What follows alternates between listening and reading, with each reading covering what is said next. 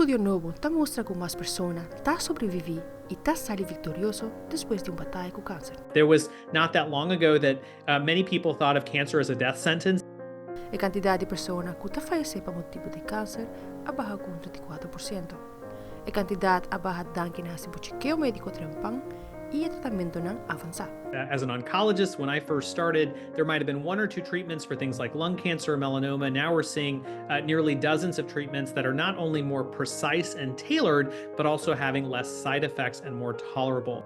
O tratamento não avançado ajuda para estar mais preciso para a sorte de câncer que botim e também por ter menos efeitos secundários e mais tolerável. It's really important we're paying attention to these issues of access because we realize that high quality care can also mean that people have to go to specific places to get it, and paying attention to that will be really important to reduce these disparities.